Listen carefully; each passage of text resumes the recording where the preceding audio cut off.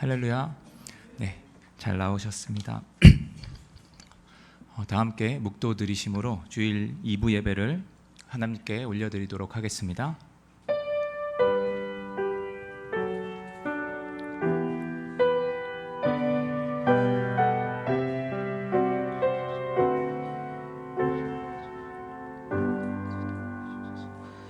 다 함께 우리의 신앙을 사도신경으로 고백하도록 하겠습니다. 전능하사 천지를 만드신 하나님 아버지를 내가 믿사오며 그 외아들 우리 주 예수 그리스도를 믿사오니 이는 성령으로 잉태하사 동정녀 마리아에게 나시고 본디오 빌라도에게 고난을 받으사 십자가에 못 박혀 죽으시고 장사한 지 사흘 만에 죽은 자 가운데서 다시 살아나시며 하늘에 오르사 전능하신 하나님 우편에 앉아 계시다가 저리로서 산자와 죽은 자를 심판하러 오시리라. 성령을 믿사오며 거룩한 공회와 성도가 서로 교통하는 것과 죄를 사하여 주시는 것과 몸이 다시 사는 것과 영원히 사는 것을 믿사옵나이다. 아멘.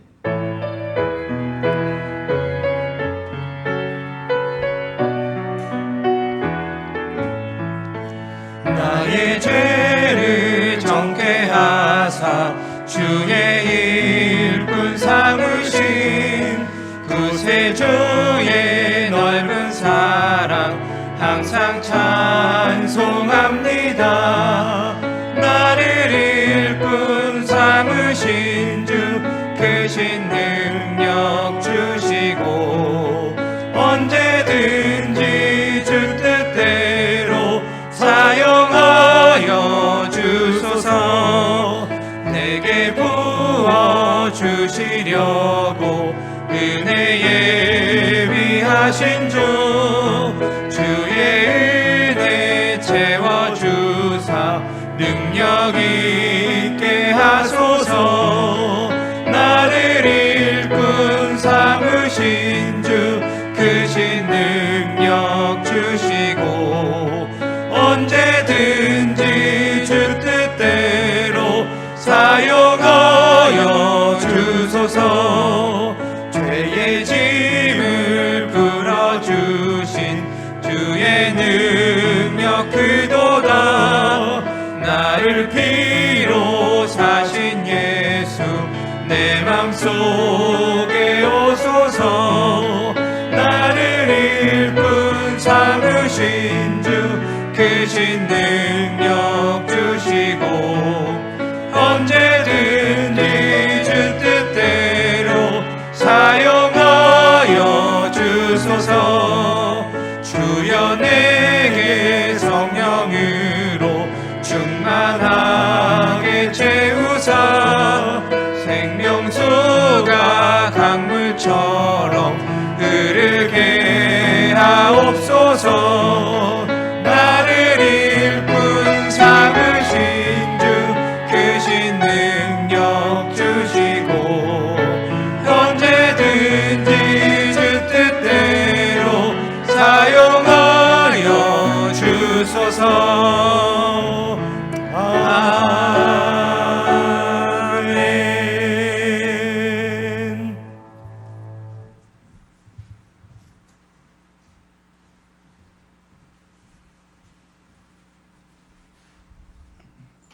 함께 기도드리겠습니다. 걸어가신 만군의 주 여호와 하나님, 세상에 많고 많은 사람 중에 부족하고 죄가 많은 저희들을 택하셔서 하나님을 아버지라 부르며 주님 앞에 나올 수 있는 은총을 베풀어 주셔서 진심으로 감사와 찬양을 드립니다. 사랑이 많으신 하나님, 예배 드리는 저희들의 마음과 생각이 온전히 주님께로 향하게 하시고 믿음으로 주님을 바라보며 찬양으로 주님을 즐거워하는 예배가 드려지게 인도해 주시옵소서. 이 시간 저희들이 주님을 사모하는 마음으로 믿음의 눈으로 바라보면서 나와사오니 가정에서 예배드리는 성도님들 함께 용납하시고 세상에서 찢기고 상처받은 심령들 십자가의 보혈로 정결케 씻음을 받은 구속의 기쁨이 넘치게 인도해 주시옵소서. 저희들의 마음속에 주님의 백성 된 감격과 기쁨을 세상에 빼앗기지 않도록 항상 우리의 생각과 삶을 지켜주시옵고 인생의 참 주인이신 하나님을 알고 섬길 수 있도록 위대의 조항교회 성도님들에게 도와주시옵소서. 심고 거두게 하시는 하나님 아버지, 항상 기뻐하라, 쉬지 말고 기도하라, 범사에 감사라 하신 말씀하신 주님, 지난 모든 삶이 주님의 은혜이며 사랑임을 고백합니다. 이 모든 것이 우리를 향하신 하나님의 뜻임을 믿사오며 성령으로 인도하심을 감사드립니다. 십자가의 은혜로 영원한 생명을 얻게 하심과 우리의 모든 삶이 하나님의 은혜요 축복이오니 더욱더 주님을 사랑하며 살아가게 인도해 주시옵소서. 우리 교회를 이곳에 세우신 것도 이 지역을 위한 구원의 방주로 어둠을 밝히는 등불로 삼으시고자 하는 하나님의 계획이 있기 때문인 줄 믿고 있사오니 우리가 이 사명을 깊이 깨닫고 감당할 수 있는 믿음과 성령 충만함을 주시옵소서. 그래서 어려움의 세력을 물리치고 구원의 빛을 발하는 아름다운 위대의 조항교회가 되게 인도해 주시옵소서. 사랑의 하나님, 감사드리고 싶으나 여러 가지 사정으로 온전히 감사드리지 못하는 성도님들과 이 땅에서 여러 가지 근심 걱정이 있는 자들이 주여 인도해 주시옵고, 경제적으로 병마와 고통을 당하고 있는 사람들이 많이 있사오니 그들에게 힘주시고 능력 주셔서 회복할 수 있는 행복한 삶을 살게 인도해 주시기를 원하옵나이다. 말씀을 전하실 목사님께 성령 충만함을 주셔서 갑절의 영감을 더하여 하나님께서 맡겨주신 더 큰 사명을 감당할 수 있게 하옵시고, 듣는 모든 성도님들 모두가 복되게 새 삶을 살기를 원하옵나이다. 예배를 돕는 성도님, 머리 숙인 성도님과 가정에서 예배드리는 성도님들에게 하나님의 변함없는 사랑의 은혜의 복을 내려주시옵소서. 사랑이 많으신 예수님 이름으로 기도드리옵나이다. 아멘.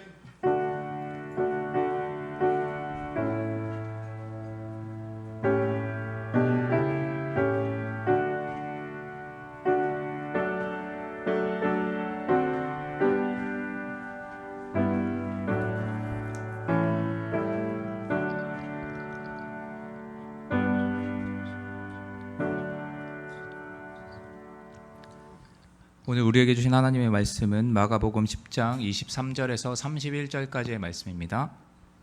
마가복음 10장 23절에서 31절까지의 말씀입니다. 다 찾으셨으면 한 절씩 교독하시고 31절은 합독하도록 하겠습니다.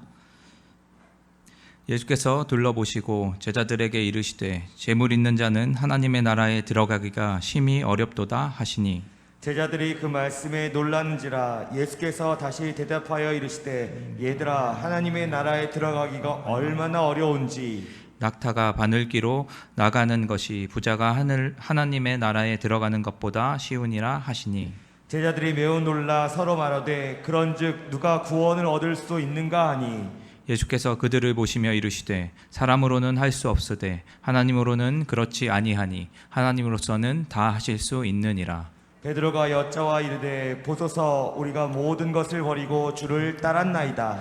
예수께서 이르시되 내가 진실로 너희에게 이르노니 나와 복음을 위하여 집이나 형제나 자매나 어머니나 아버지나 자식이나 전토를 벌인 자는 현세에 있어 집과 형제와 자매와 어머니와 자식과 전토를 100배나 받되 박배를 겸하여 받고 내세의 영생을 받지 못할 자가 없느니라. 함께 읽겠습니다. 그러나 먼저 된 자로서 나중되고 나중된 자로서 먼저 될 자가 많으니라. 아멘. 준비하신 예물 하나님께 올려드리도록 하겠습니다.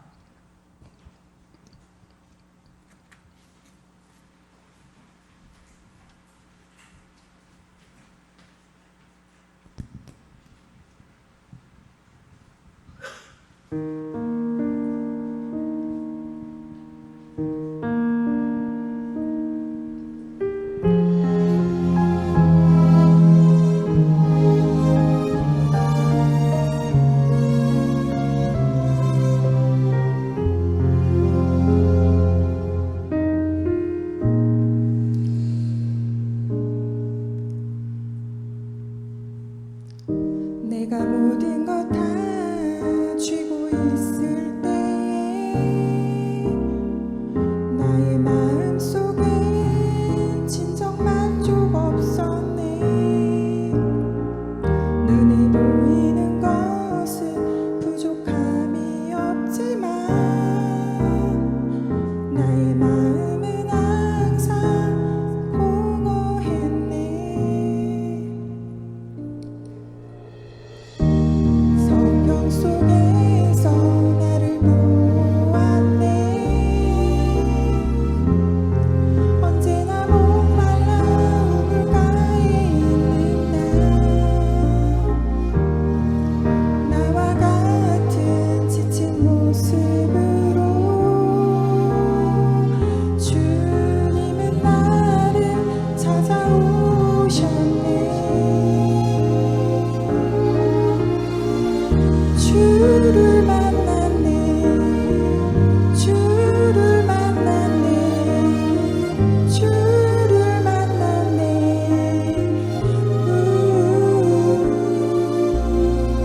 주를 만났네. 주를 만났네. 주를 만났네. 나의 주님.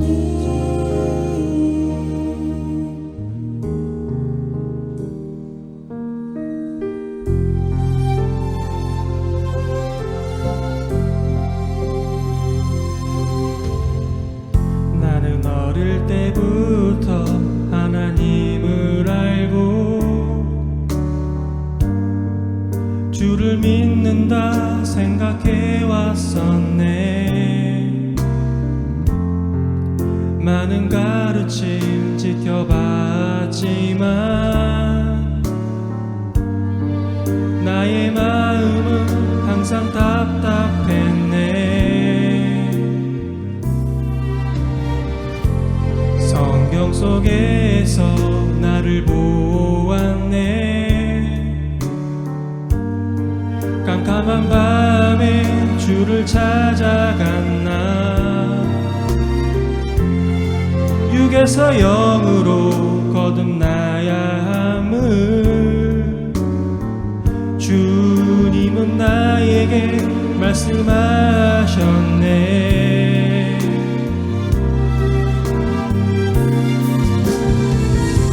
주를 만났네. 주를 만났네. 주를 만났네.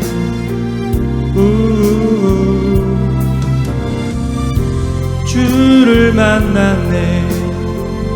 주를 만났네. 주를 만났네. 나의 주님.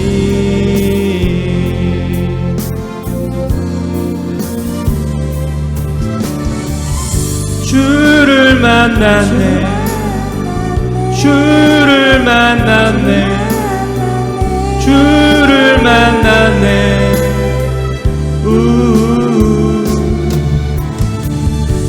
주를 만났네. 주를 만났네. 주를 만났네. 나의 주님.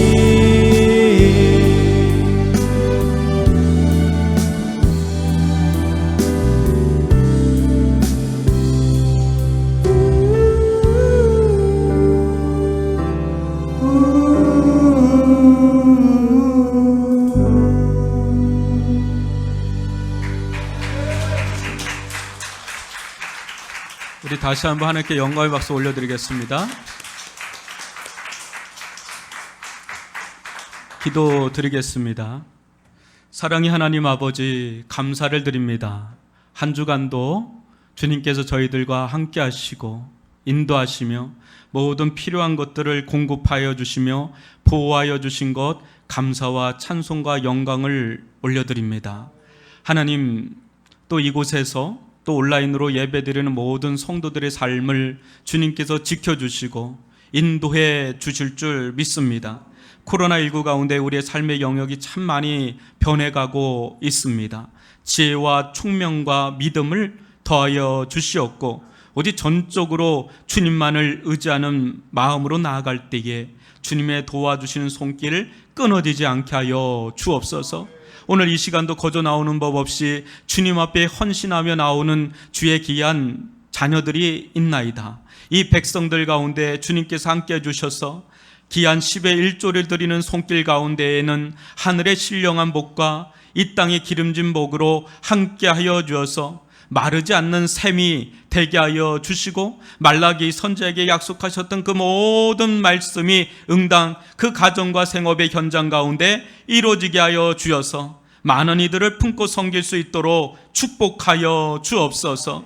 또 감사의 예물을 드리는 손길 가운데는 감사가 끊어지지 아니하게 도와주시고 환난과 고난 가운데서도 하나님의 선하심을 볼 수 있는 믿음의 눈을 더하여 주시옵기를 원하며 감사가 또 다른 감사를 낳게 하여 주옵소서. 또 이모저모 드리는 손길을 통하여 아버지 하나님의 몸된 교회가 사명 다 감당하는 교회 되게 도와주시고 하나님의 나라와 의를 추구하게 도와주시고 아버지 하나님의 은혜로 말미암아 서 나가는 그 구제와 성계에 힘써 나가는 그런 교회로 삼아 주시옵기를 원합니다.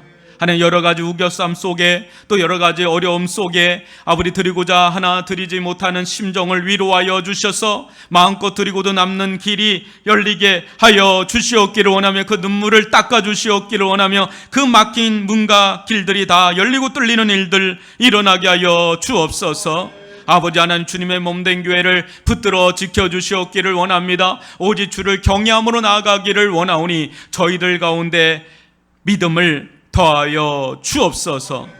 예수님의 이름으로 기도합니다. 아멘.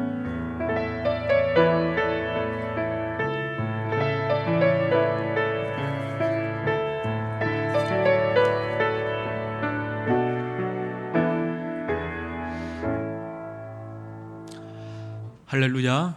예, 우리 좌우에 계신 분들 좀 거리는 좀 있어도 목례로라도 잘 오셨습니다. 사랑하고 축복합니다. 우리 인사 좀 나누실까요? 사랑합니다. 축하합니다. 잘 오셨습니다.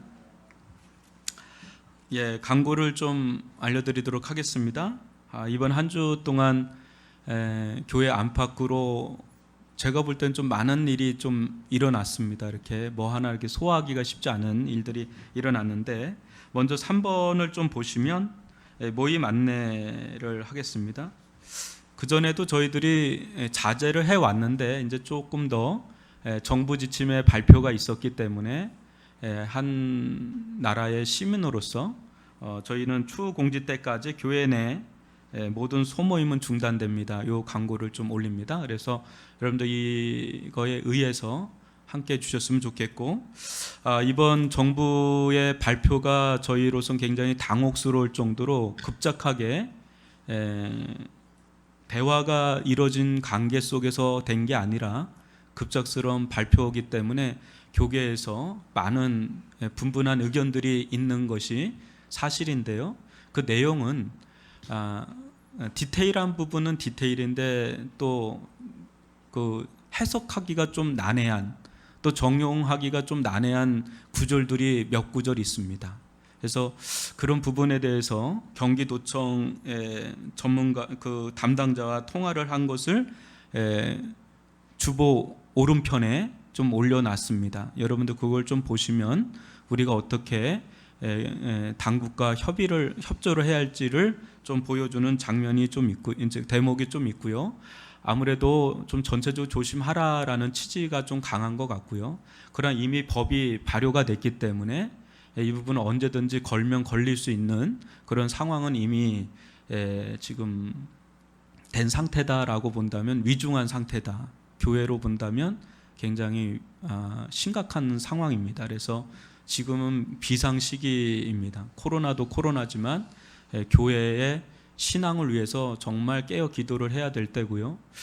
제가 개인적으로 생각할 때는 코로나19의 가장 중요한 건 거리두기입니다. 그리고 마스크, 또 밀폐된 공간 안에서 불특정 다수가 계속 운집하고 하는 그 부분입니다. 그래서 입을 여는 것, 입을 열고 대화하는 것, 이게 가장 제가 볼 땐 전파의 제1번지입니다. 그래서 그런 부분에 대해서 교회뿐 아니라 온 국민이 조심을 해야 되는 가장 중심은 거기에 있다라고 보고요.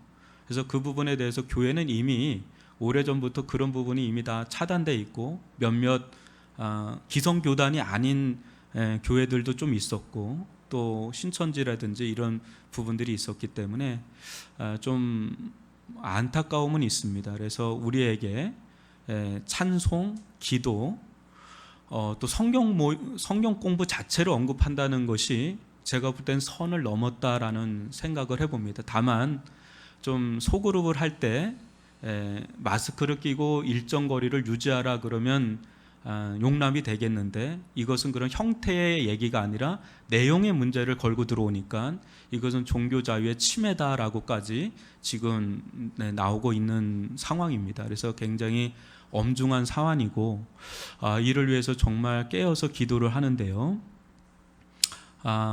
우리는 이제 세상의 방역도 하지만 영적인 방역이 지금 중요한 때지 않습니까? 이 부분은 어디 누가 책임져 줄 수가 없기 때문에 교회에서 이렇게 예배 현장으로 나오시는 분들과 또 온라인으로 예배 드리는 분들이 있어요. 회사나 공무원들, 또 어린 아이들, 또 기저질환 있는 분들, 또 어르신들 이런 분들은 이제 각자가 종교의 자유를 가지고 집에서 온라인 예배를 드리는데요.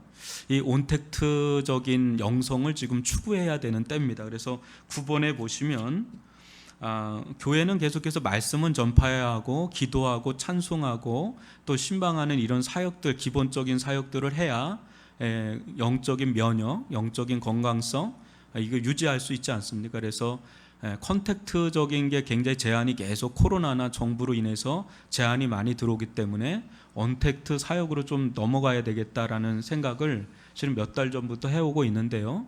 그래서 이 사역을 하려고 하니까 이거 많은 에너지가 들어갑니다. 왜냐하면 기존에는 이것만 하면 되는데 이것을 가공해서 콘텐츠를 가공해서 또 편성해서 방출을 해야 되니까 줌이라든지 유튜브라든지 그래서 여러분 기도해 주세요. 이 언택트 미니스트리 사역을 좀 섬길자들을 보내달라고 또 헌신자들을 좀 세워달라고 기도를 해주시고요.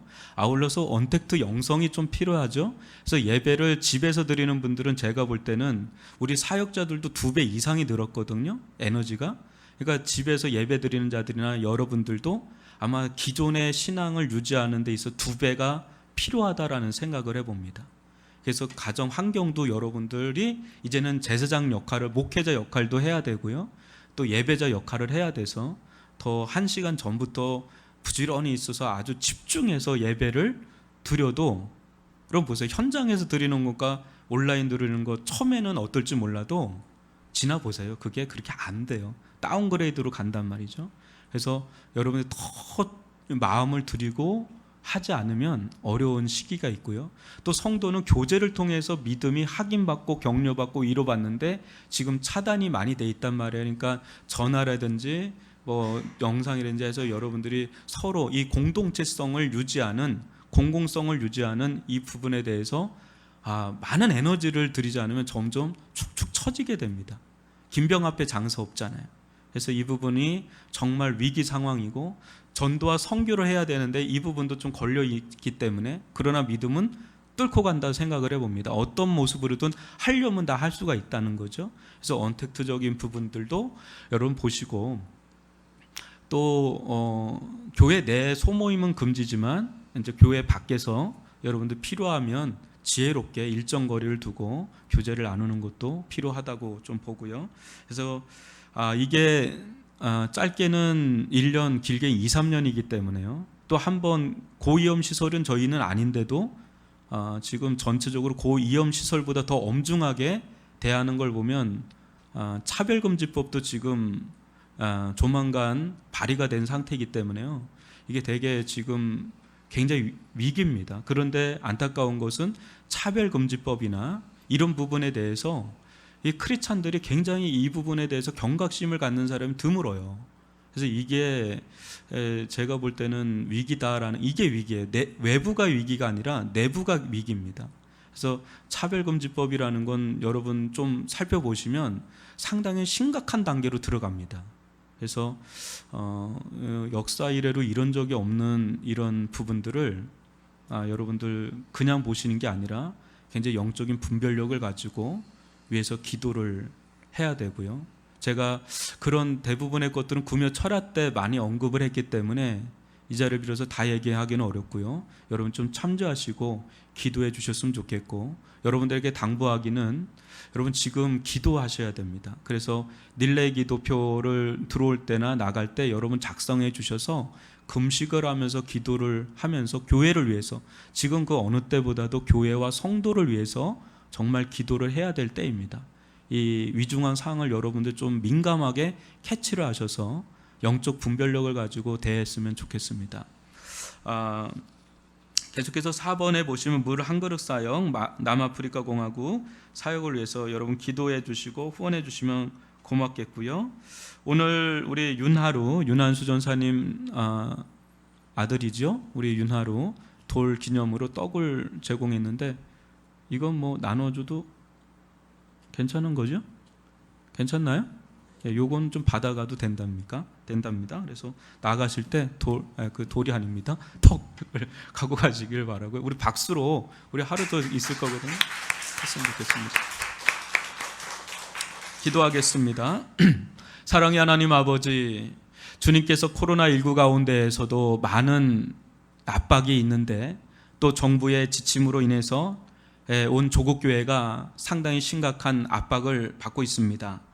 우리가 다 통제할 수 없고 알 수 없는 수많은 교회들이 있습니다. 하나님 또 정부의 그런 지침을 또 이해하는 것도 많이 있습니다. 저희들 가운데 지혜를 주시고 뱀같이 지혜롭게 또 비둘기같이 순결한 영성을 허락하여 주시옵기를 원합니다. 분명히 지켜야 될 건 지키고 또 우리가 분명히 내야 될 소리는 낼 수 있는 그런 지혜를 허락하여 주시옵기를 원하며, 우리 원근각자에서 예배드리는 이들이 참으로 많습니다. 주님께서 위로하여 주시고 그 마음을 어루만져 주시고 오늘도 주의 말씀 앞에 서게 도와주시고 믿음의 눈을 열어 예수를 바라볼 수 있는 그런 은혜를 베풀어 주옵소서. 주님께서 함께하여 주실 줄 믿습니다. 예수님의 이름으로 기도합니다. 아멘.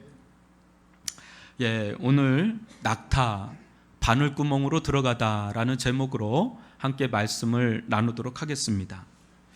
지난주 우리는 많은 재물로 인해 이 슬픔과 근심 속에 돌아간 한 부자 청년을 보았습니다. 재물이냐 예수님이냐, 이 문제는 양자택일의 문제라기보다 우선 순위의 문제입니다. 즉 무엇을 중심으로 삶의 순위들이 정렬되느냐, 삶의 모든 영역의 질서를 부여해 주는 실제적인 주체가 무엇이냐라는 것입니다. 그 중심이 돈이 될 수도, 또 자신이 될 수도, 또 정부가 될 수도, 또 예수님이 될 수도 있습니다. 그것이 그 사람에게는 실질적인 주요 그리스도입니다. 여러분 한번 그림을 보실까요? 이 그림은 프랑스 파리 루브르 박물관에 있는 켄틴 마시스의 환전상과 그의 아내라는 작품입니다. 그림 속 남자는 여러분 뭐 하는 것 같으세요? 볼 때 부지런히 어떤 각종 금화 또 은화 또 동전의 무게를 재고 있습니다. 남자의 아내는 여러분 이 그림이 잘 보이실지 모르겠지만 저 책이 기도서입니다. 그래서 그 안에도 그림이 조그맣게 있죠. 성 모자, 그러니까 예수와 마리아의 그림이 그려져 있는데 그것을 읽다가 지금 남편이 하는 일을 넘겨다보고 있는 중입니다. 이 그림을 소장한 루브르 박물관의 설명과 아울러서 또 문소영 작가에 따르면 그녀는 지금 세속의 일에 마음을 빼앗기고 있다고 합니다. 성경을 읽다가 기도서를 읽다가 지금 세속의 일에 마음을 빼앗기고 있는 것을 그려놓은 거예요. 그녀의 뒤쪽 천장에 보면 불 꺼진 양초가 조그맣게 나오는데 이 양초는 인간의 생명이 유한하다는 것과 인간이 죽으면 이러한 세속의 이 물질적인 것들이 모두 부질없다는 것을 암시하고 있다고 합니다. 지금 환정상은 동과 보석을 저울로 재는데 여념이 없고 안 해도 그 일에 정신이 팔리고 있지만 이 저울은 나중에 최후의 심판에서 이들의 영혼을 재는데 쓰일 그런 도구입니다. 왜냐하면 이 천칭 저울이라는 것은 서양 회화에서 전통적으로 최후의 심판을 상징하고 있기 때문이지요. 예수가 아닌 이 돈을 그리스도 구원자로 삼는 자는 돈에 세례받은 자입니다. 돈에 자신의 영혼에 안위와 영원한 운명을 맡긴 자입니다. 그는 실상 돈과 결합한 자요, 돈과 영혼을 트레이드한, 즉 맞바꾼 자입니다. 이 말은 그만큼 돈은 무소부재한 하나님처럼 이 전능할 정도의 힘과 능력을 가졌다는 말이기도 하지요. 이 돈이라는 게 얼마나 파워가 있는지요. 이 게오르그 진멜이라는 철학자는 돈의 철학에서 다음과 같이 말하는데요. 좀 어려운 구절이 나오지만 여러분 잘 들어보시면 또 뭐 그렇게 어렵지도 않습니다. 이 모든 관계를 보면 돈과 종교 사이에는 명백한 비교점들 이상의 것이 작용함을 알 수 있다. 그것은 구체적으로 이전에 한스 작스가 일반적인 견해의 대변자로서 결론 지은 대로 지상에서 돈은 뭐라고요? 세속적인 신이다. 이 사람이 크리스찬이 아닙니다. 그럼에도 불구하고 이 철학자 막스 베버와 맞먹는 사람인데 이 사람이 하는 얘기가 지상에서 돈은 세속적인 신이다. 이렇게 표현을 합니다. 그러면서 이 돈의 속성에 대해서도 언급을 하는데요. 이 부분 조금 더 어렵지만 좀 들어보십시오.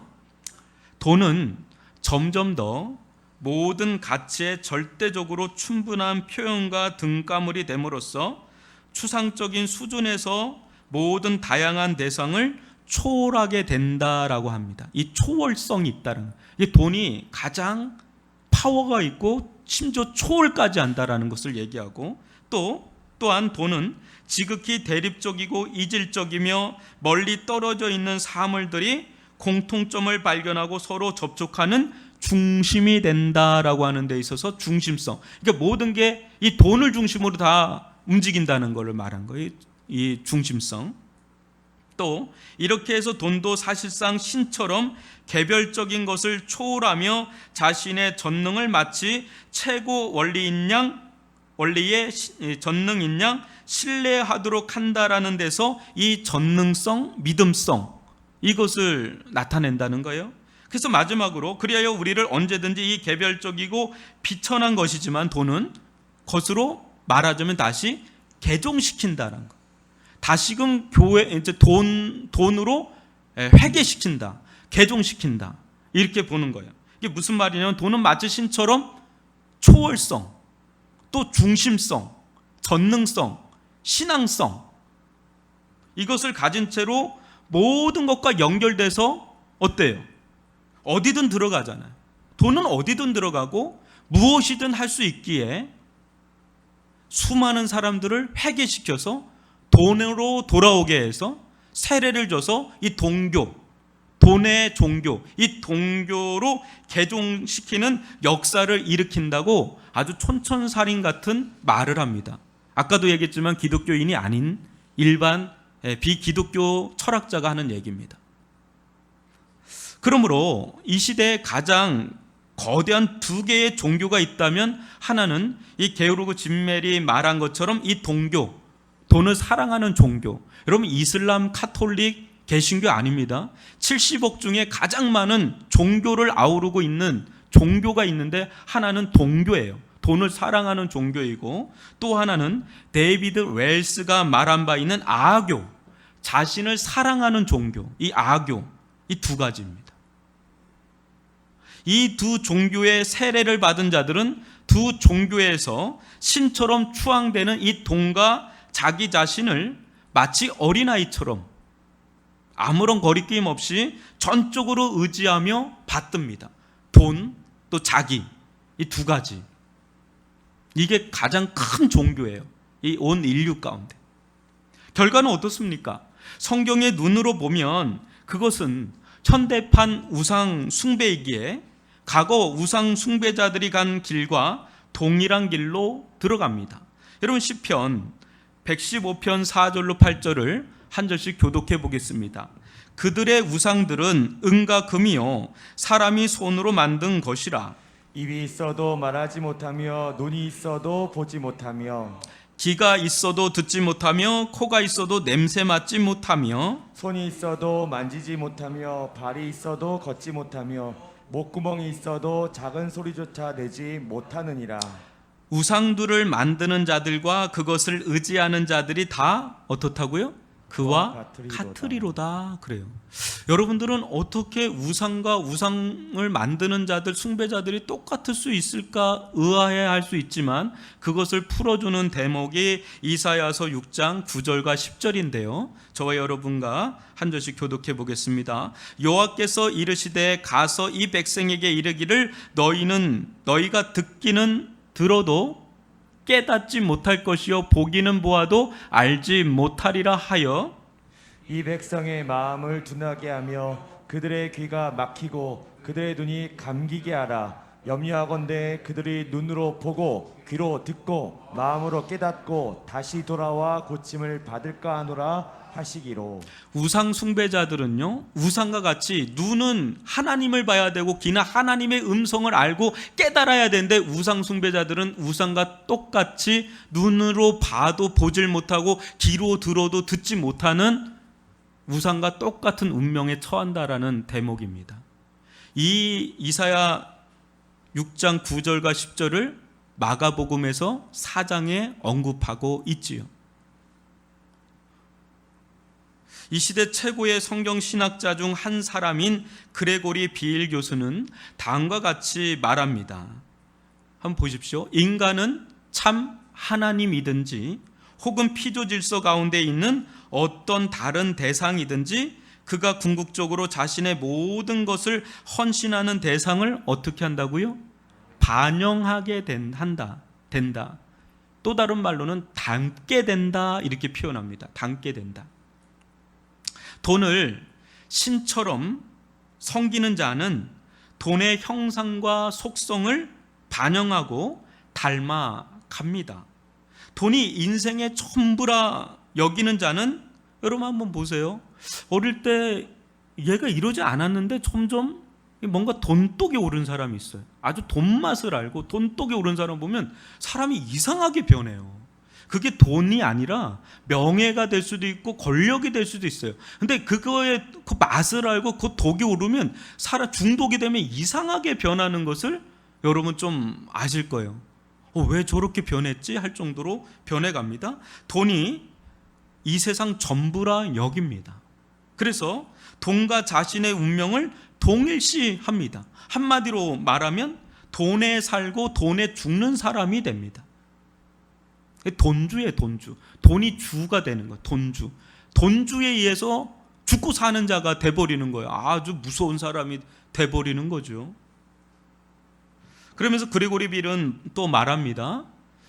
우상 숭배자와 우상이 하나가 되는 것을 보게 되는데 이것은 우상과 우상 숭배자 모두 멸망이라는 동일한 운명을 지게 될 것이며 이 둘의 하나됨이 너무나 강력한 나머지 세상의 우상이 우상 숭배자를 보호하는 옷이 되어 거짓을 따르는 자들의 존재와 분리되기 어려울 정도로 연합하리라는 뜻이다. 한마디로 우상과 우상 숭배자가 일치를 이루는 거예요.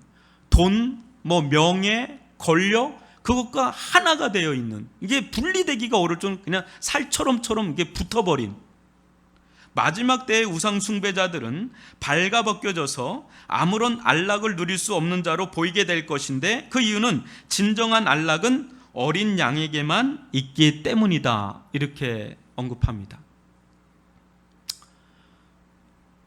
이 시대에 우리 가운데 놓인 가장 거대한 영적 전쟁은 제자리로 돌려놓기입니다. 제자리로 돌려놓기. 하나님을 하나님 본연의 자리로 모셔오기. 우리 또한 우리 본연의 자리로 돌아가기.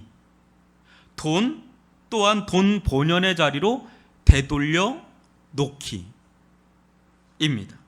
예수님은 이 슬픈 기색을 띠고 근심하며 떠나간 청년과 같은 길을 갈지 모르는 이 제자들에게 오늘 말씀하십니다.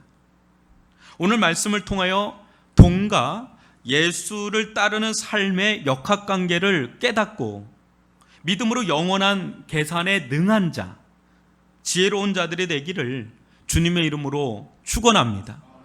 여러분 23절로 25절을 저와 여러분이 한 절씩 교독해 보겠습니다.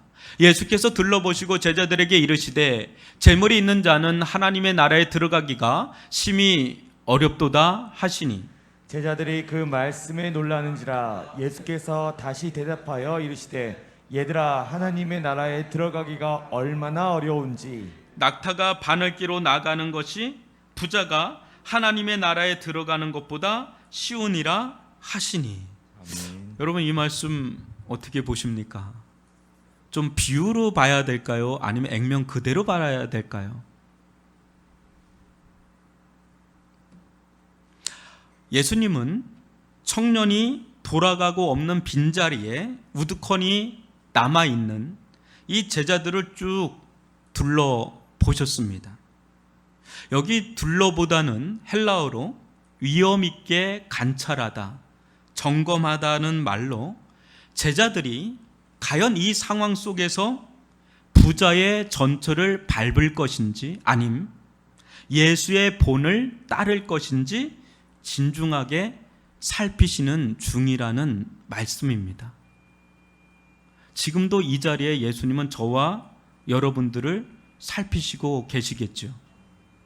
그때 말씀하십니다.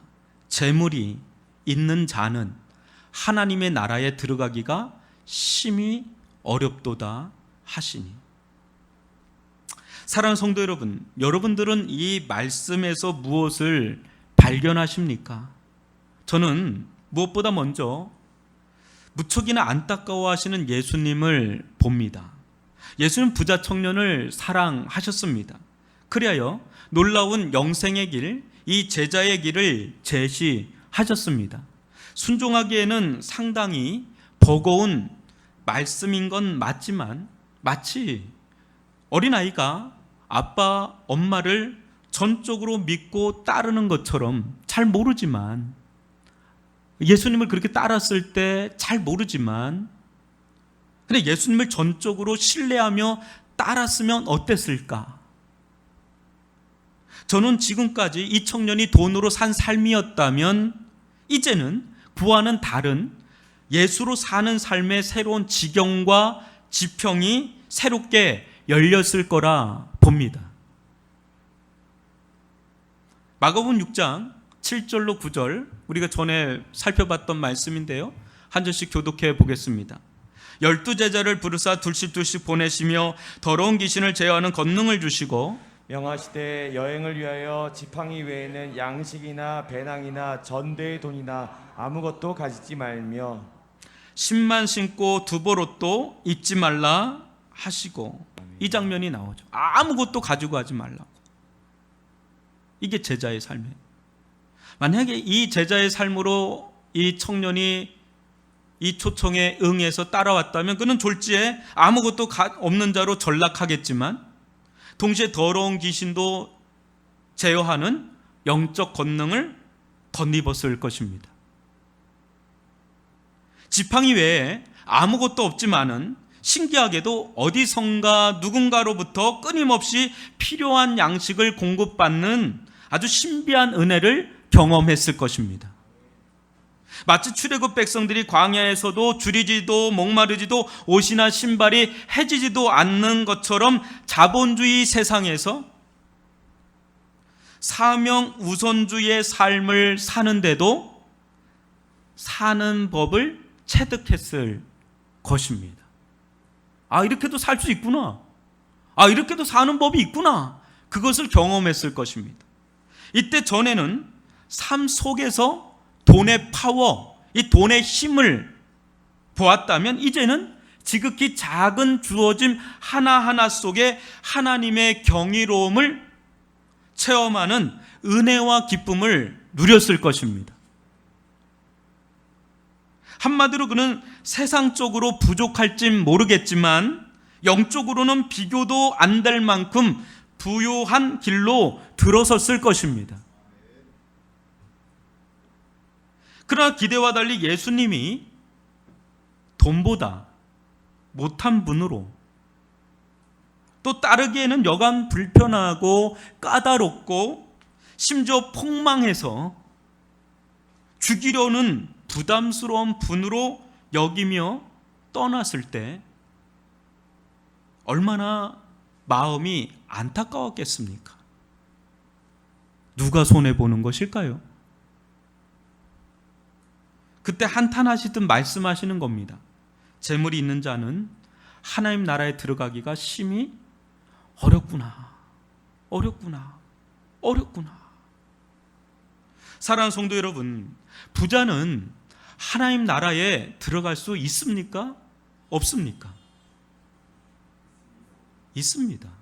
문제는 근데 다만 뭐가 문제예요? 들어가기가 심히 어렵다는데 문제가 있는 거죠. 예수님은 놀라는 제자들에게 다시 말씀하십니다. 이 말을 듣고 너무 놀란 거예요. 재차 말씀하십니다. 애들아, 하나님 나라에 들어가기가 얼마나 어려운지. 낙타가 바늘기로 나가는 것이 부자가 하나님 나라에 들어가는 것보다 차라리 더 쉽다. 이런 식으로 얘기를 하시는 거예요. 이게 무슨 말인가요, 이게? 부자가 하나님 나라에 들어가기가 얼마나 어려운지 낙타가 바늘기로 나가는 것이 더 쉬울 정도로, 이게 무슨 말입니까? 낙타는 어떤 동물이에요? 여러분 보셨어요? 이게 중동에서 가장 큰 동물이에요. 이 이스라엘에서 볼 수 있는 가장 큰 동물이 이 낙타란 말이에요.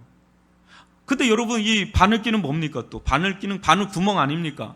이거는 이제 막 노안이 오면 이게 안 들어가. 이게 막 침 발라서 아무래도 이게 삐져나가고 이게 쉽지 않아요.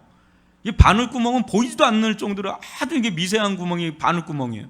여러분, 이게 이 가정법을 쓰는 거예요. 예수님이 뭐를 설명하기 위해서 이제 가정법을 쓰는데, 이게 뭡니까? 이게 낙타가 바늘구멍에 들어갈 수 있습니까? 없습니까? 그거는 다이어트 하면 됩니까? 불가능하다는 걸 얘기해요. 한마디 불가능하다. 애들러서 얘기를 하는 거예요. 너무 충격을 받으니까 애들러서 얘기를 하는 거예요. 그만큼 부자가 하나님 나라에 들어가는 거는 거의 불가능하다라고 얘기하시는 거예요. 근데 이 말을 듣고 제자들은 더 충격을 받아요. 너무너무 충격을 받아요. 일종의 패닉이 와요, 그냥. 왜 그런가 하면, 여러분, 제자들은 유대 사회에서 자랐잖아요. 유대 사회에서는 예나 지금이나 부는 하나님의 축복의 상징입니다. 그거는 유대 사회뿐 아니라 오고 오는 동서고금을 통해서 모든 문명은 부는 신의 축복이에요. 신의 축복의 산물이에요. 안 그런가요? 가난은 오히려 저주스러운 거예요. 부는 아니에요. 부는 하나님 축복의 신의 선물인데, 예수님이 이 말씀하니까 너무 쇼킹한 거예요. 너무 충격을 받는 거예요. 여러분, 신명기 28장 2절로 6절 저와 여러분이 한 절씩 교독하겠습니다.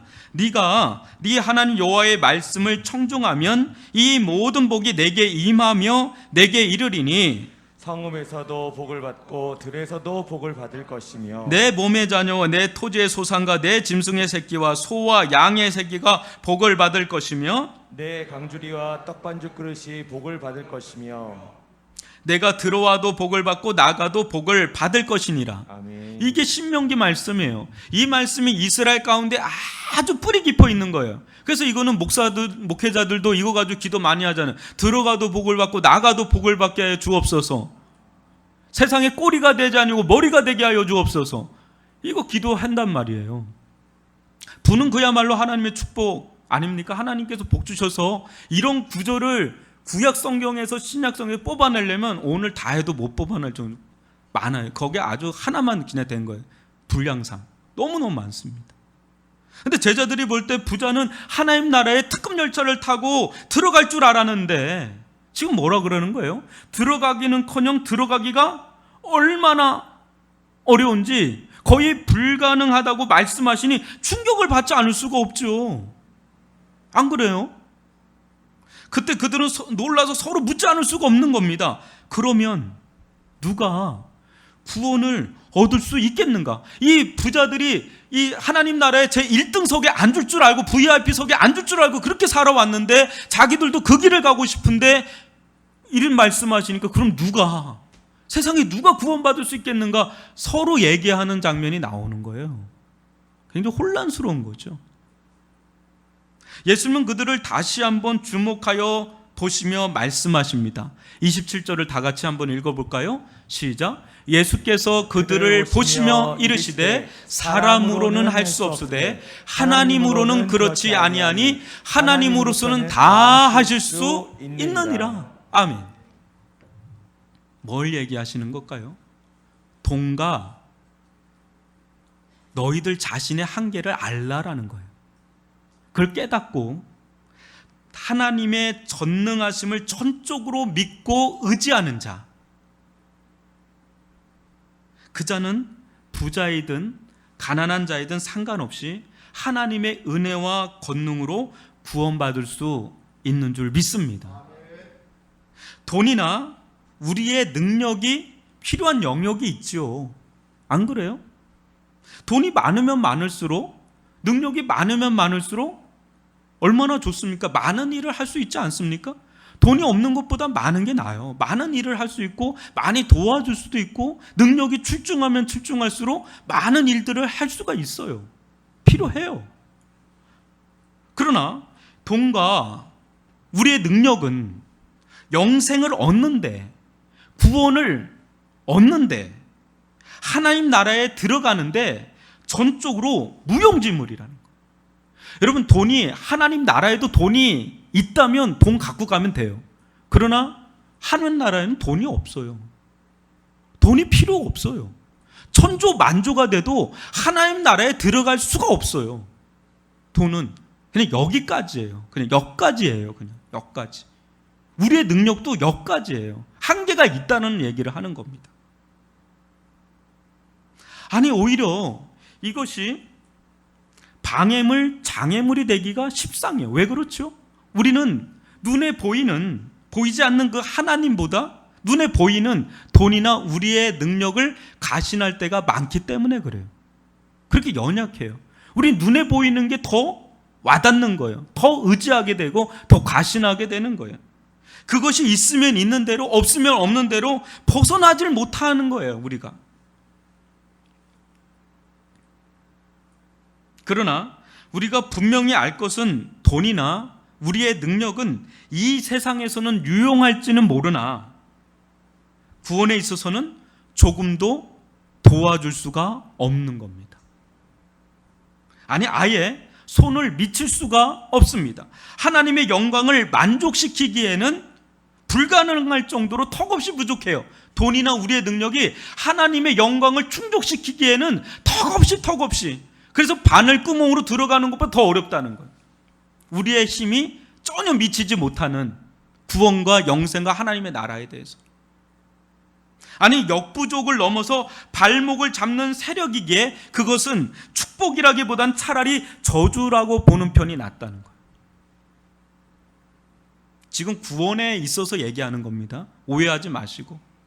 차라리 나지 않았다면 좋았을 가룟 유다처럼 차라리 돈이 없었다면 이 청년 얼마나 좋았을까요? 차라리. 그랬다면 이 청년은 하나님 나라에 들어와 있었을 겁니다. 예수의 그룹에 들어와 있을 겁니다. 영생을 얻고 구원을 받았을 겁니다. 예수님은 청년에게 이 돈의 부유함보다 이 믿음의 부유함을 주고 싶어서 그 많은 돈을 가난한 자들에게 다 나눠주고 나를 따르라 한 겁니다. 여러분, 믿음의 분량이 사람마다 좀 달라요. 믿음이 큰 사람이 있고 믿음이 있지만 작은 사람도 있는데 이 청년에게는 예수님은 큰 믿음의 은사를 주고 싶었던 모양 같습니다. 그래서 다 나눠주라. 그거는 큰 믿음을 요하죠. 큰 믿음의 사람이 되고자 사랑하셨으니까. 세상에는 가난하나 하나님에 대해서는 부유한 자, 그 자는 돈의 능력은 잃어버릴지 모르지만 돈과는 비교할 수 없는 하나님의 전능하신 능력을 덧입고 하나님 나라에 들어가는 축복을, 구원을 얻는 축복을, 영생을 얻는 축복을, 한마디로 낙타가 바늘구멍으로 들어가는 이 구원의 축복을 누렸을 것입니다.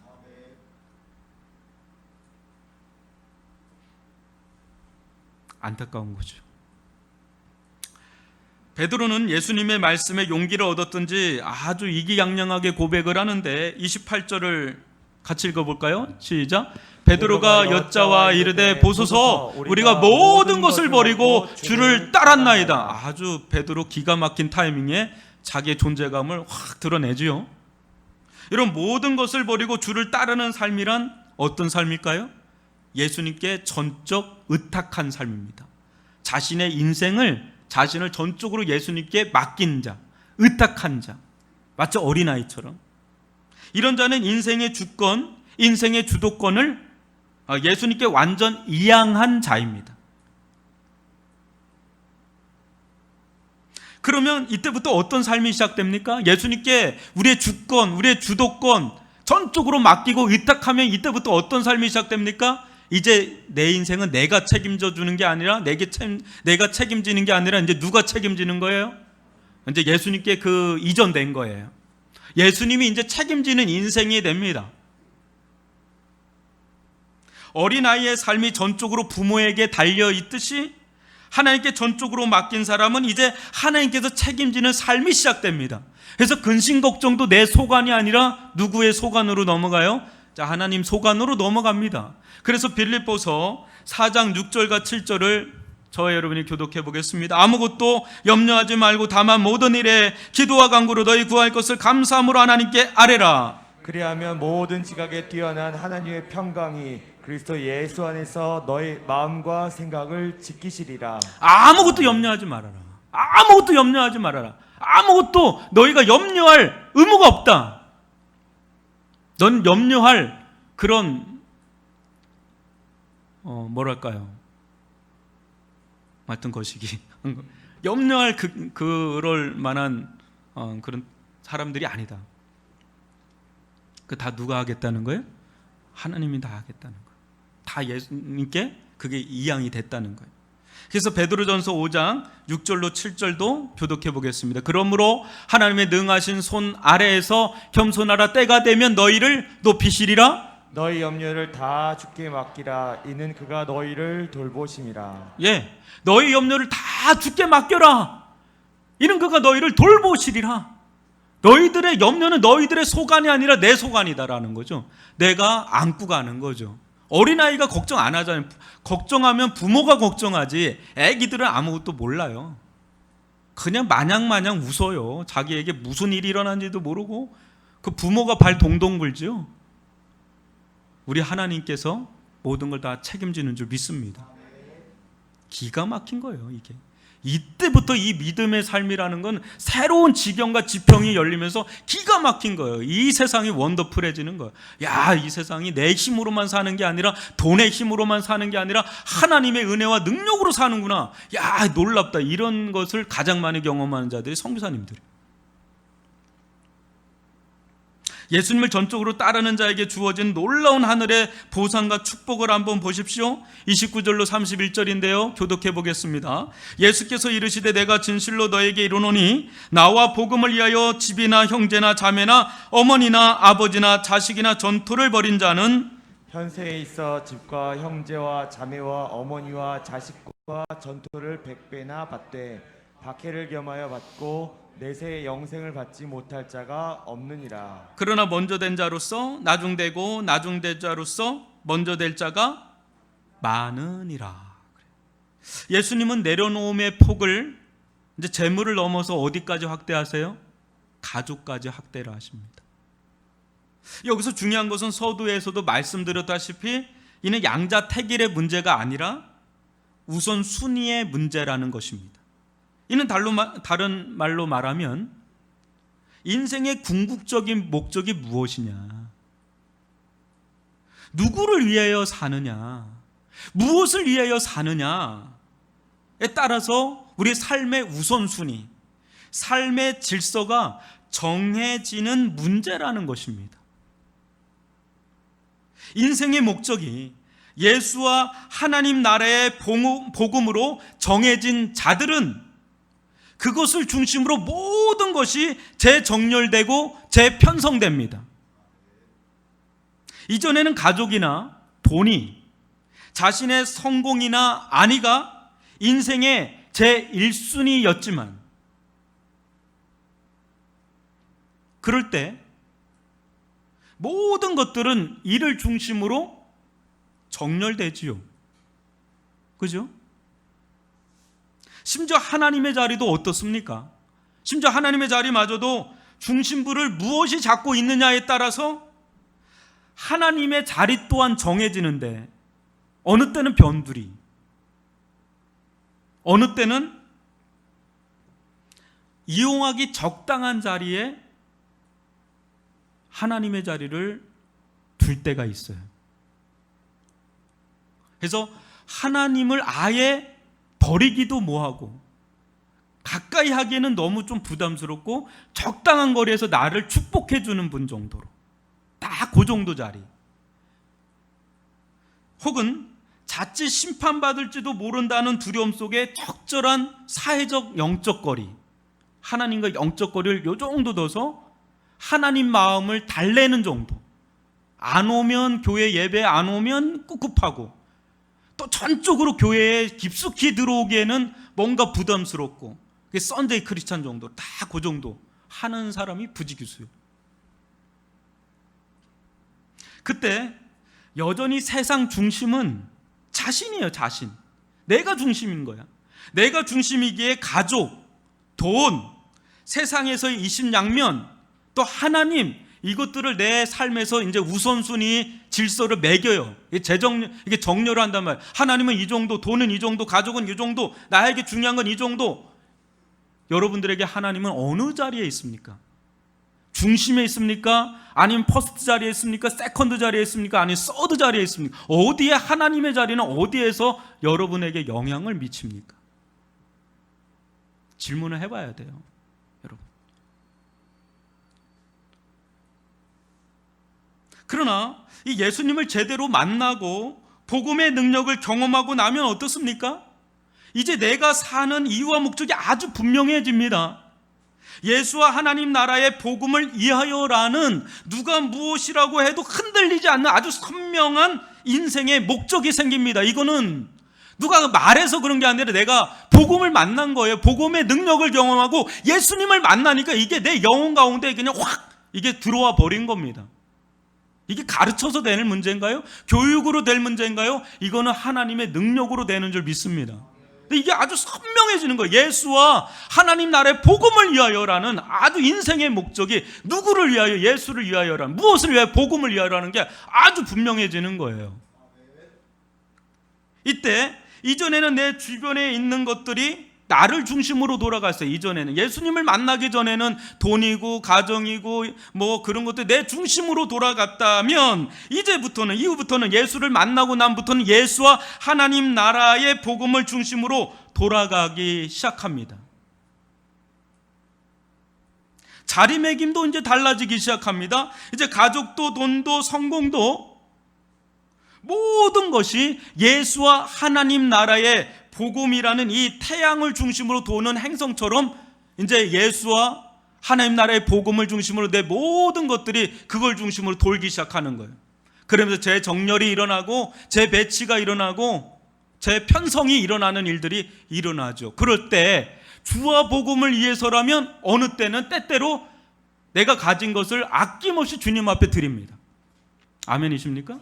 내가 가지고 있는 물질, 내가 가지고 있는 것들 주님 앞에 아낌없이 드립니다. 왜? 그것을 위하여, 주와 복음을 위하여 아낌없이 드리는 인생이 됩니다. 제가 물질을 없애라는 게 아니에요. 부정하는 게 아닙니다. 성경은 필요해요. 근데 중심이 무엇을 잡고 있느냐에 따라서 그 사람의 인생이 다 변하는 거예요. 예수와 주와 복음을 위하여 때때로는 그것을 전적으로 헌신을 합니다. 그리고 심지어는 그것이 예수를 따르는데, 하나님을 따르는데 방해가 된다면 심지어 그것을 포기하고 예수를 따르는데 전적으로 헌신합니다. 그게 오늘 이 말씀이에요. 여러분들의 중심은 뭘로 세례를 받았습니까? 돈으로 세례를 받았습니까? 세상의 이순양면으로 세례를 받았습니까? 아니면 예수 그리스도의 피로 세례를 받았습니까? 그럴 때 중심부는 변하게 돼 있어요. 코어가 변한다고요. 중심 목적이 변한다고요. 그걸 중심으로 세상이 다 돌아가 버리는 거예요.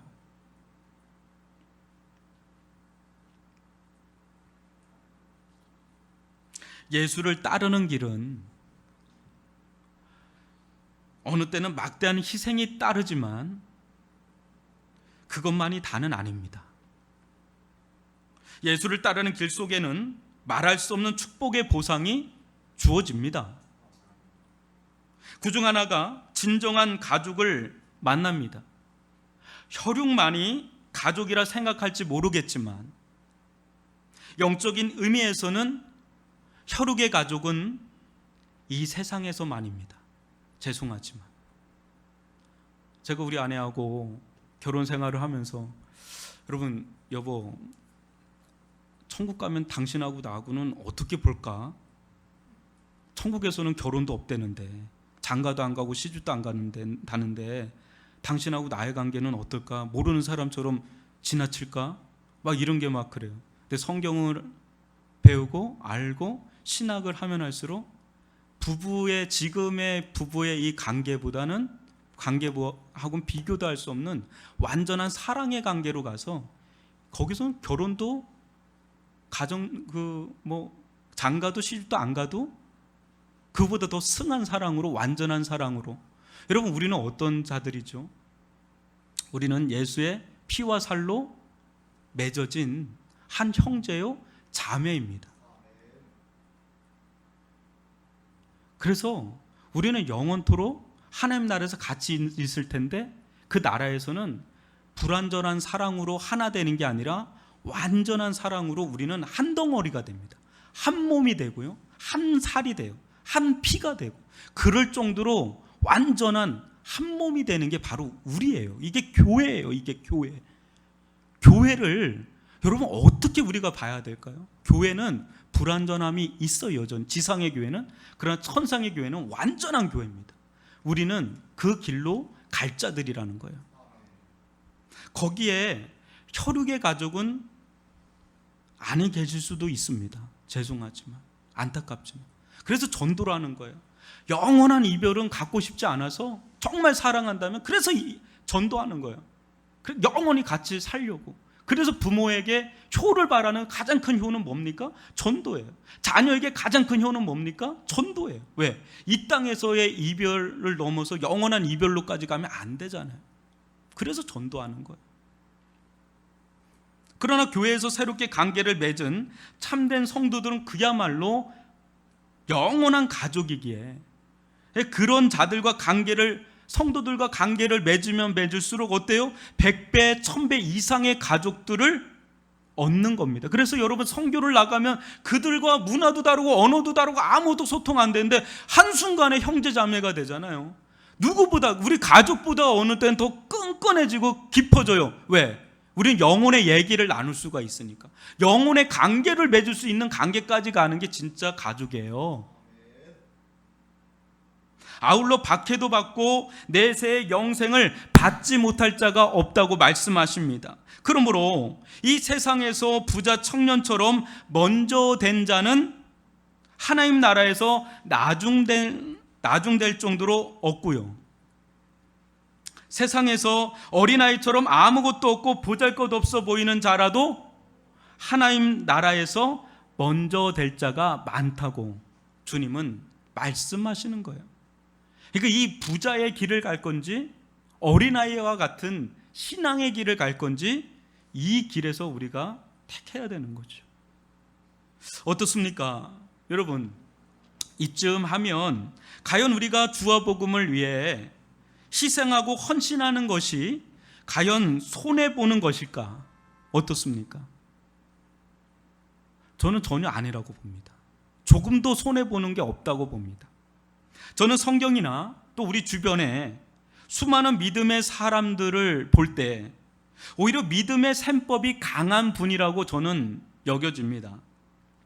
왜냐하면 현실 세계로만 보면 믿음의 계산법은 시대착오적이고 또 얼마나 틀린 셈법입니까? 악착같이 또 아주 머리를 써서 악착같이 내 걸 모아야죠. 뭘 주고 주화복음을 해서 뭘 내주고 헌신하고 그렇게 합니까? 어떻게든지 남의 것까지도 빼앗는 게 세상의 이치인데 뭘 내주고 있어요. 바보 천치처럼. 그러나 현실 세계만이 아닌 영원한 세계가 있다면 상황은 완전 대반전입니다. 영혼을 위해 현실의 안락과 유익을 포기한 자들은 포기한 것과는 비교도 되지 않는 하늘의 영광과 축복을 받습니다. 하늘이 땅보다 높은 같이 내가 노력해서 얻는 것과 전능하신 하나님의 크신 팔로 안겨주는 것과 어찌 비교할 수가 있겠어요? 내가 얻어봤자 얼마나 얻는다고? 아둥바둥하면서 얻는데 그게 얼마나 된다고? 또 죽을 땐 다 손 내려놓고 가잖아요. 그럼 뭐 그렇게 움켜잡고 그걸 사느냐 이거예요. 아둥바둥. 알고 보면 너무 부질없는 인생을 살고 있는 거예요. 지혜롭다고 하는데 어리석은 거예요. 어리석다고요. 다 쓰지도 못할 거 잡고 있잖아요. 영혼을 위해 이 땅의 것들을 원 없이 나눠주는 자들은 바보 천치들이 아닙니다. 이들은 단순하지만 오히려 어린아이 같은 믿음을 가진 자들일 뿐입니다. 그 믿음의 셈법이 현실을 뛰어넘어 영원의 세계를 관통하는 것을 믿음의 눈으로 보는 자들일 뿐입니다. 절대 믿음의 사람들은 바보 천치가 아닙니다. 영적 계산에 능한 지혜로운 자들일 뿐입니다. 이 세상이 다라면 그렇게 살겠어요? 그러나 이 세상이 다가 아니라 영원한 하나님의 나라가 있다고 한다면 우리의 셈법은 달라지기 시작하는 거지요. 저는 여러분들에게 감히 희생하라고 말하고 싶지 않습니다. 여러분들이 믿음으로 예수님을 따르되 그분을 전적으로 신뢰하고 의지하며 따른다면 그 길에 주어지는 모든 희생, 심지어 박해마저 감히 희생이라고 말하고 싶지가 않습니다. 그러기에는 우리가 받는 게 너무 많아요. 받는 게 너무너무 비교할 수 없는 영광에 우리가 참여하게 된다고 본다면 그게 과연 희생이라고 할 수 있는가? 믿음의 셈법이라고 할 수 있는가? 제가 볼 땐 믿음의 셈법이에요. 아주 고등수학을 풀고 있는 거죠. 장사도 이런 장사가 없어요. 여러분 가장 믿지는 장사가 뭔지 아십니까? 교회 와서 가장 믿지는 장사가 뭐냐면 이런 것들을 다 아는데도 세상 사람들은 모른다 쳐서 그렇게 살아도 이런 걸 다 듣고 아는데도 불구하고 이 믿음의 길을 가지 않는 자들, 그 자는 교회 안에 이 부자 청년의 길을 가는 안타까운 자들이에요. 여러분 한수만 보지 말고 영혼의 수를 보시면 예수님의 말씀이 다 풀려요. 근데 반응은 믿음으로 할 뿐입니다. 정말 그걸 믿고 믿음으로 그 길을 따라가는 겁니다. 저는 그 길을 따라갈 수 있기를 주님의 이름으로 축원합니다. 주와 복음을 위하여, 교회를 위하여 여러분 아낌없이 사셔야 돼요. 아낌없이, 하나도 남김없이 살려고 해야 되는 겁니다. 세상 그 누구의 말보다 주님의 음성에 믿음으로 지금은 반응할 때예요. 세상에 수많은 음성들이 지금 막 들려옵니다. 그러나 그 수많은 음성 중에 우리는 가려들어야 되는데 지금 들어야 될 거는 하나님의 음성인 줄 믿습니다. 예수님의 음성인 줄 믿습니다. 세상에서 제시하는 삶의 방식이 전부가 다 아니다라는 거예요. 그게 전부가 아니라 전혀 새로운 삶의 방식이 있고 그 길에 우리 하나님께서 채워주시는 은혜와 축복이 있다라는 겁니다. 여러분 예수를 위하여 복음을 위하여 살면 죽습니까? 망합니까? 안 그래요. 예수님이 책임져 주신다니까요. 우리가 헌신하고 드린 거하고 비교도 할 수 없는 하늘의 보상과 축복이 있습니다. 그걸 믿음의 눈으로 바라보고 나아가는 겁니다. 여러분, 우리 주변에 지금 이 시기에는요, 지금도 그렇고 예전부터 오래됐어요. 지금은요, 내 주변에 있는 자들이 내 어떤 표준이 될 수 없어요. 지금은 너무 다운그레이드예요. 믿음 자체가 하향 조정되어 있는 상태예요. 뭐 하면 상대적으로 받아들이고 뭐 하면 세속적으로 받아들이고 해석을 해요. 옆핏하면 그냥 빠져나간단 말이에요. 그냥 이래도 살도 되지, 이래도 살도 되지. 여러분, 하나님 나라에 들어간다는 거, 구원받는다는 거, 영생을 얻는다는 거, 예수님의 말씀 그대로 보면 낙타가 바늘구멍 들어가는 것보다 어려워요. 그러니까 인간의 힘으로는 불가능하다는 거예요. 하나님의 능력이 임해야 되는 거예요. 하나님의 능력을 경험하고 복음의 능력을 경험하고 예수의 피 묻은 복음을 경험하지 않는 사람은 죄송하지만 하나님 나라가 없어요. 구원이 닫혀 있어요. 영생이 닫혀 있단 말이에요. 진짜. 그리고 또 구원을 받은 자들은 그 영혼의 변화가 일어나요. 중심 코어가 변화가 돼서 예수와 복음을 위하여 모든 게 다 변화가 일어나는 믿음의 삶의 변화를 보여줘요. 열매를 보여줘요. 그걸로 그 사람이 열매로 아는 거예요. 이 사람이 하나님 나라에 들어와 있는 자인지 구원을 받은 자인지 영생을 얻는 자인지. 그냥 교회만 나온다고 그게 능사가 아니에요. 온라인이든 여기든 상관없어요. 근데 여러분들이 정말 믿음이 있는지를 확인해 보셔야 돼요. 그 믿음은 드러나게 돼 있는데 주와 복음을 해서 자신을 드리는 삶으로 나아가게 돼요. 왜? 그 중심이 변화됐으니까. 이제 끝나라고 하신지 알겠습니다. 다 끝났습니다.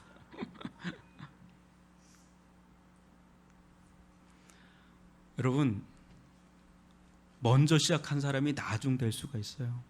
나중된 자가 먼저 될 자가 많아요. 정신 바짝 차리고 신앙을 끝까지 경주해 나가야 돼요. 어느 순간에 손 놓으면 안 됩니다.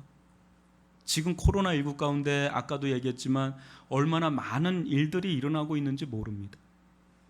근데 가장 중요한 건 우리 영혼의 안이 아닙니까? 이 부분을 여러분 어떻게 봐야 되겠어요? 믿음으로 반응할 수 있기를 바랍니다. 여러분들의 믿음의 닻을 예수와 그분의 복음에 놓고 그분께서 원하시는 길을 뚜벅뚜벅 걸어갈 수 있는 저와 여러분이 될 수 있기를 주님의 이름으로 축원합니다. 기도하겠습니다. 사랑의 하나님 아버지, 저희들 가운데 믿음을 허락하여 주셔서 정말 이 부가 또 세상의 다른 것들이 우리의 영혼의 발목을 잡지 않게 하여 주시고 우리의 영혼이 훨훨 날아서 예수와 복음을 위하여 예수의 세례를 받고 복음의 세례를 받은 자들이 되어 예수와 복음을 위하여 사나 죽으나 예수를 위하여 사는 자들 되게 하여 주시옵기를 원하며 우리의 삶의 모든 주어지는 삶의 질서들이 이 예수를 중심으로 이 복음을 중심으로 재정렬이 일어나고 재질서되게 도와주시고 재편성되는 일들이 있어 예수와 복음을 위하여 아낌없이 드리며 나아갈 수 있는 모든 믿음의 사람 믿음의 용사들이 되어지게 하여 주옵소서. 그리하여 주실 줄 믿사옵고 예수님의 이름으로 기도합니다. 아멘. 우리 다 같이 일어나셔서 주의 나라가 임할 때 찬양하며 나갑니다.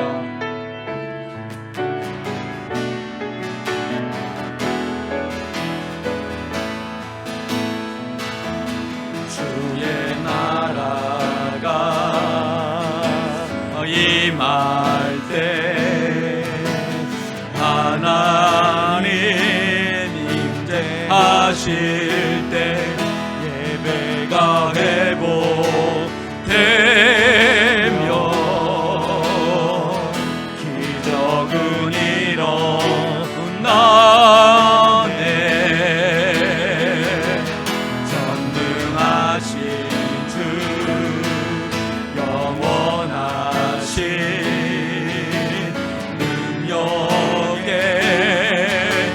통치자 자유가 선포되어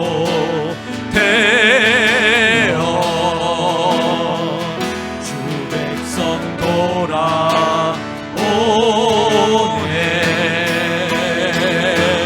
하나 하나님 나라 임하소서.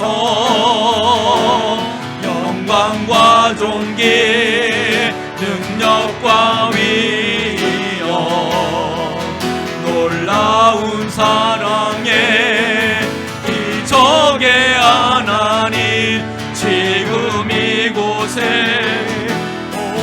오소서. 주 높고 위대하심을 크게 외쳐 선포하네. 만왕의 왕 주 하나님 지금 오소서. 사랑하는 성도 여러분, 구원은 물질에 있지도 않고 또 우리의 능력에 있지도 않습니다. 복음은 오직 하나님의 능력에, 예수 그리스도의 피 묻은 복음의 능력에 있는 줄 믿습니다. 이 하나님의 능력이 임한 자, 복음의 능력이 임한 자, 그 자에게는 하나님의 나라가 열리고 구원이 열리고 영생이 열리는, 낙타가 마치 이 바늘구멍으로 들어가는 듯한 불가능한 역사가 일어나게 되는 줄 믿습니다. 아멘. 우리 하나님이여, 우리들 가운데 구원의 능력을 베푼 경험이 있는 자라면, 주와 복음을 위해서 더 헌신하며 살기를 원하고 그와 같은 것들이 없는 자라면 주여 저희들 가운데 이 구원의 능력을 베풀어 주어서 주여 저희들을 구원하여 주시고 영생을 얻게 하여 주시고 하나님 나라에 들어가게 하여 달라고 위하여 기도하는 저와 여러분이 될 수 있기를 원합니다. 주와 복음을 위해서라면, 주와 복음을 위해서라면 아낌없이 드리며 나아갈 수 있는 삶이 변화된 자들, 목적이 변화된 자들, 예수의 세례를 받은 자들, 예수의 복음에 세례 받은 자들이 되게 해달라고 주여 한번 부르면서 기도하며 나갑니다. 주여, 오 아버지 하나님, 저희들 가운데 함께하여 주시옵기를 원합니다. 예수의 복음 앞에 하나님의 능력으로 말미암아 구원받은 자들이 되기를 원합니다. 아버지 하나님의 영생 얻은 자들이 되기를 원합니다. 하나님 나라에 들어간 자들이 되기를 원합니다. 이 세상 그 무엇으로도, 돈으로도, 명예로도, 권력으로, 내 능력으로 할 수 없는 것을 하나님은 하시나니 예수의 십자가의 피 묻은 복음으로 말미암아 이 모든 것을 할 수 있는 줄 믿사오니 제 삶을 얻게 하시고 영생을 얻게 하시고 하나님 나라에 들어가게 하신 줄 믿사오니, 나를 위해 사는 인생에서, 돈을 위해 사는 인생에서, 주와 복음을 위해 사는 인생으로 제 정렬이 일어나고 제 편성이 일어나는 제 질서가 되는 인생들 되게 하여 주시옵소서. 주와 복음을 위해서는 아낌없이 주님을 위하여 사는 자들, 그런 믿음의 사람들 되게 하여 주시옵기를 원합니다. 일어나게 하여 주시옵소서. 이 시대 분연하게 그리스도인들이 일어나게 하여 주옵소서. 아버지 저희를 긍휼히 여겨 주시옵소서. 세상의 음성에 휘둘리는 자들이 아니라 예수의 말씀에 휘둘리는 자들, 예수를 주로 삼은 자들, 예수의 세례 받은 자들 되게 하여 주옵소서. 인도하여 주옵소서. 긍휼히 여겨 주시고 이 땅이 나가는 영원한 셈법을 가지고, 믿음의 셈법을 가지고 영원을 위해 살아가는 자들 되게 하여 주옵소서. 인도하여 주옵소서.